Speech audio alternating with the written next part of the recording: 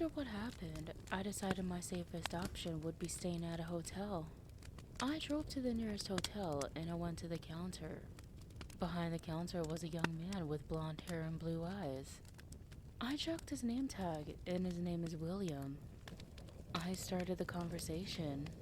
Hey, do you have any rooms that are available? Of course we do, he happily replied.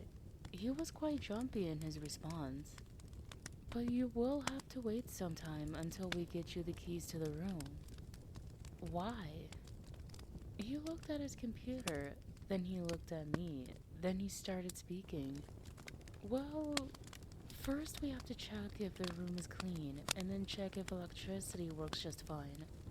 Since we don't want you to have any problems that will last for about 15 minutes. My hands were on the counter. I looked behind the rows of keys. He picked up a phone and called someone. I waited until he finished the conversation, then I decided to ask him, how old are you, and when did you start working?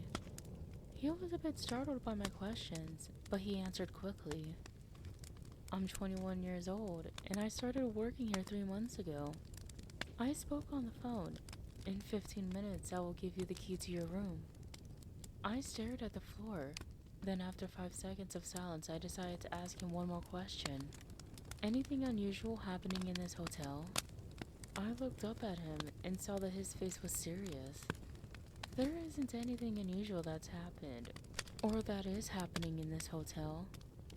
I didn't say anything and I just grabbed my bags and sat on a chair.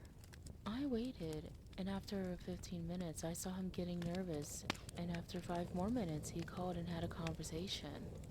After 2 minutes of talking, he put the phone down and yelled out to me. I am sorry, but you will have to wait at least 10 more minutes until your room is ready. What is wrong? I replied. One of the guests attacked our workers, but there were 2 more workers nearby, so they managed to subdue the attacker. The police have been called. I didn't say anything, and after 5 minutes, 2 policemen arrived in the hotel, and I saw them dragging out a man out of the hotel. The worker behind the counter spoke loudly. Your room is ready. I got up and grabbed my backpack and bag, and I took the key that he laid on the counter. A man in red hotel clothing came near me and grabbed my bag. We went into the elevator and then we walked into my room, numbered 36. The worker put my bag down and I gave him a $10 tip. I grabbed my bag and threw it on the chair. I then closed the door and locked it. I put my backpack on the floor and I sat on the bed. I thought about what happened, so I pulled out my radio out of my bag and put on the station 101. There was no sound. I turned off the radio and I pulled out the duct tape. I went to the door and placed the duct tape on the peeping hole. I made the duct tape loose so that there was no sound when I pulled the duct tape back to see through the peeping hole. The day was calm and the hotel staff brought food for me. When the night came as I was about to shower, I heard tapping on the other side of the wall. I placed my ear near the bathroom wall on the other side as I heard someone tapping with their finger. I checked the bathroom for any holes or camera and I found nothing. I washed myself, and when I was putting the towel on myself, I still heard the tapping. I went to my bag and pulled out my clothes and put them on. Then I heard 3 knocks on the door. I silently walked to the door and pulled over the duct tape. There was no one in the hallway. I felt fear wash over me. I put the duct tape on the peeping hole. I then went to bed, hoping that I am safe. I heard knocking again, but I ignored the knocking, and in the morning, when I opened the door, I saw on the ground an iron tray which had food. I picked up the food and locked the door. In the room that was next to mine, I heard furniture moving. I wasn't hungry, so I placed the food tray on the desk. I then felt anxious. I checked the room for any hidden holes for peepers or camera, but I found nothing. When I pulled the wardrobe from the wall, I saw a giant vertical cut in the wallpaper. I pulled the wallpaper off and saw a note in the hole. I pulled out the note and I started reading. I hope you find this note as soon as possible. Always check if your door is locked. As long as you have locked your door, you will be safe. If you find anything unusual, such as a tray of food, always check the hotel staff if they placed the tray of food for you. If they didn't, then don't eat the food. And don't drink the water from water bottles or glasses. They could be poisoned. If you hear knocking on your door and see no one, then don't open your door. Always look at the details, the name tags, the clothes anyone wears, their facial features. Always look at your surroundings. Once you read this letter, go to the abandoned building near the gas station that is on the other side of the street. In the basement, you will find a man selling weapons and ammunition. Buy a weapon from him and 2 magazines. Then go to the gas station and say you were there for electricity checkup. After the clerk lets you in the basement, you will find a note there. Leave the weapon and ammo where the place of the note was. I checked if my door was locked. My door was locked. I grabbed $200 and I brought the tray of food in front of William. Did any of the hotel staff leave a tray of food this morning? I asked William. No one is supposed to bring you a tray of food in the morning. We only do that during the evening, William responded, worried. Check if the food is poisoned, I told him. I then went to the abandoned building and found the man who sold weapons in the basement. He has a gray mustache and wore a hat. We didn't speak much, but I managed to buy the weapon and the ammunition for $40. I then went to the gas station and told the clerk that I have come to check the electricity. Surprisingly, he didn't question me and he let me in the basement. When I entered the basement, I saw a loose painting, and after I pulled out the painting, I saw a circular hole in the wall with a note. I picked up the note and started reading. Look carefully at the faces of the employees. Always be alarmed. When you leave the weapon and the magazines in the wall, put the picture back in the wall and go to the hotel. In half an hour, 3 men will come into the gas station and pull a weapon on the gas station worker. The gas station worker will unalive them. The shots will be heard even in the hotel. You will have enough time to go on the second floor toilet room to find the next note. I placed the weapons and a magazine in the hole and placed the painting back on the wall.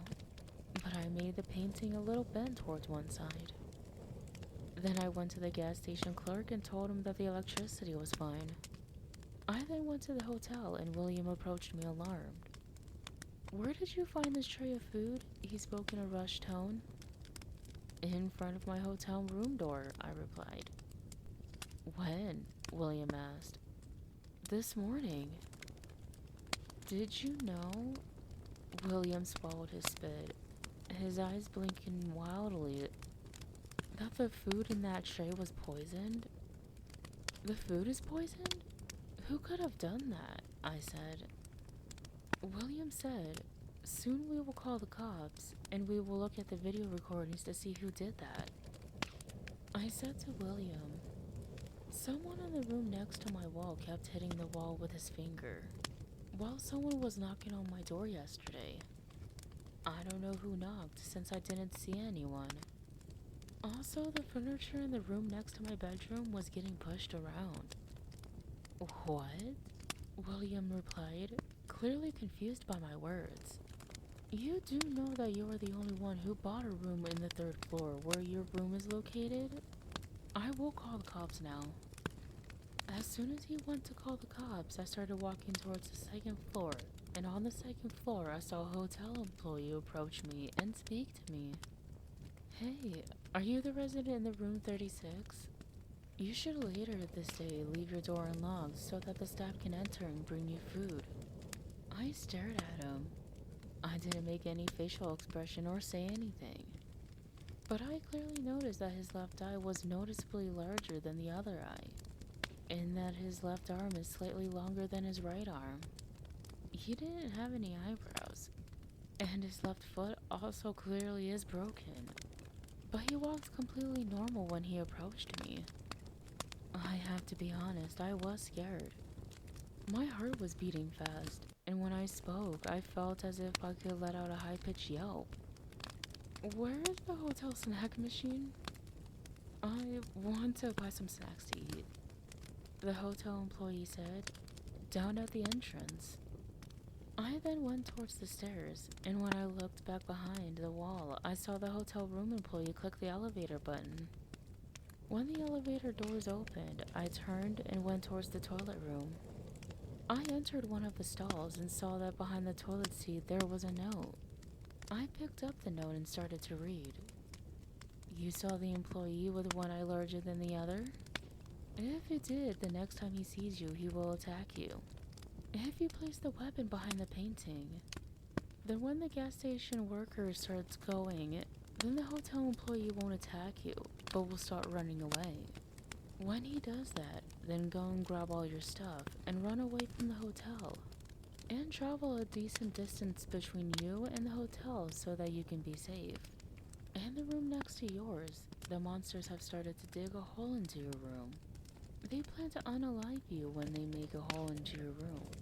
The next note will be found in a road phone box.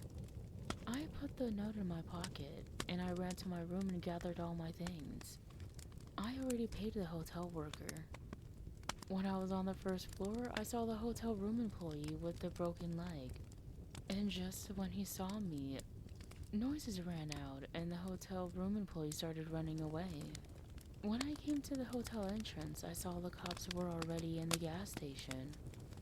I quickly walked over to my car and I started driving to get to the phone box as quickly as possible.